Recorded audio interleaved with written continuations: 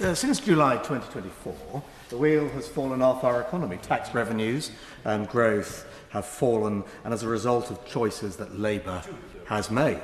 The consequences of blighted lives made us more vulnerable to external shocks.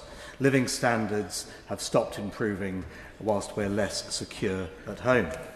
So whilst government spokesmen line up to blame Donald Trump, Brexit, the Tories, climate change, farmers, bankers, billionaires, everybody, last week the public pinned the tail on the donkey. They know who's to blame, and Labour must now grasp that it's nobody else's fault but their own. Blaming everybody else for the way in which our neighbours are faring less worse than ourselves isn't a strategy, it's a delusion. Now, the gracious speech spoke about the cost of living, but renters' rights have hiked rents to new highs, reduced supply so that the few with impaired credit or difficult circumstances won't get a roof over their head. The government signals its intention to stop the scourge of a whole generation sitting idle. But the truth is, their Employment Rights Act stop youngsters from getting their first Saturday job or employers taking a chance on a graduate making a start on their careers. Everybody wants to do more for the high street, but Labour's business rates reforms have driven high street pubs and restaurants to oblivion, and now new tourism taxes will reduce demand for hospitality for an industry that's already on its knees. No, Donald Trump or Brexit hasn't done this. At every step, well-meaning, honest intentions have made things worse, and that's because all the worthy measures announced yesterday, Labour's basic ignorance of economics is the golden thread that stitches together one policy disaster with another. Working people who pay their taxes become disproportionately poorer. Unemployment is at a 5-year high. Inflation is showing all the signs of running out of control. Gilts are at over 20-year highs. Labour's choices have caused this. Labour told us they would tread more lightly on our lives in pursuance of the economic growth that would make us richer. Now we look forward to more state intervention, market distortions and counterproductive interferences that chill investment, raise uncertainty and make Britain a less attractive to do the business that pays for the state. The government should be supported in its desire to help people upskill, but like the worst sort of apprentice, Labour isn't learning on the job. There is continued denialism around the Laffer curve and tax yields. My lords, 0.1% of taxpayers pay 10% of all the tax raised. 10% of taxpayers contribute nearly a third of state revenues.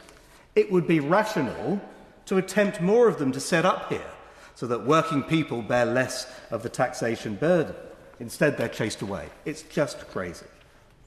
Worse, Labour have chosen a casual disregard for the deindustrialisation that flows from the highest energy taxes, costs borne by our factories and chemical industries, all of which make us more reliant on strangers and makes the promise of AI investment a pipe dream. We've seen a class war on private schools that costs more than it saves, a tax on the farmers who feed us, a tax on country sports followers who keep those country pubs going in the winter, and the cancellation of drivers of twin cab trucks who get up in the morning to work for all of us.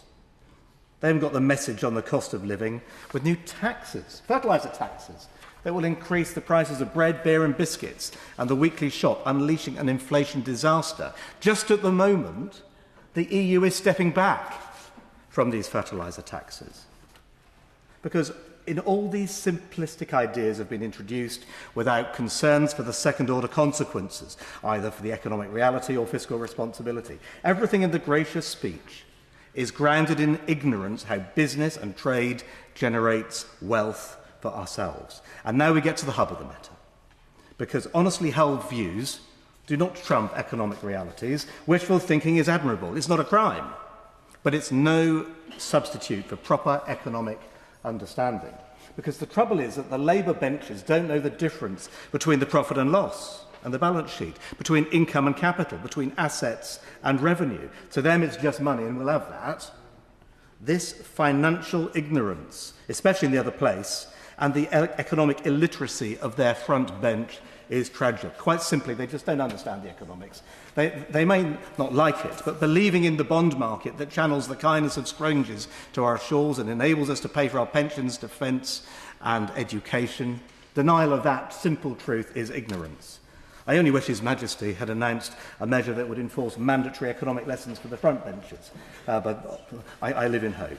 But if it was, we wouldn't see ourselves being hogtied to the EU that wants to erect a high tariff wall to keep everybody else out, and one in which we don't even have a say ourselves. Protectionism will not make us richer or grow our economy in a month of Sundays. And who knew if you made it more expensive to hire youngsters, youth unemployment would rise, or that if you tax family businesses who employ millions and whose assets have been grown in trust for the next generation, then fresh investment will collapse. Or even the effect of new unadvertised changes to charitable legacies that will decimate gifts in wills to good causes, a direct harm to those who Labour professes to represent. So to turn to the gracious speech, the idea of shaping markets sounds attractive to the untrained ear, but the state has a poor record in picking winners, and the active state sounds to me like introducing more risks, distortions that harm investment, increase risks and damages growth. And when the government talks to business about partnerships, it's time to reach for your pocketbook. Governing is much more than the pursuit of petty grievances, pet projects and sixth form obsessions. At some point, the penny needs to drop that the people who pay their taxes are tired of being milked. Creating 300 civil service jobs at the GB Energy Quango in Aberdeen is less important than protecting the 1,000 jobs a month in the Granite City that are disappearing. That placing a carpet of solar panels on our best and most versatile land makes our grid structurally unstable and damages our food security. That the callous hounding of former soldiers in their twilight years harms our defences.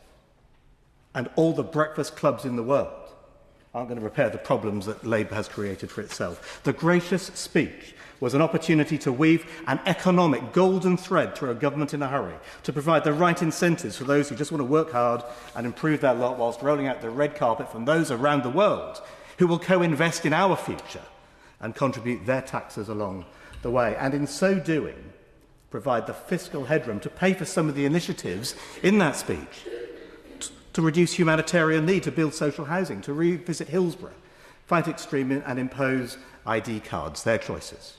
But without a complete understanding of what makes the economy tick, without appreciating the power of incentives, not understanding that unleashing the creativity, innovation and optimism of the British people will make a richer in every sense of the word, the government is doomed to fail. And so we get to the denouement.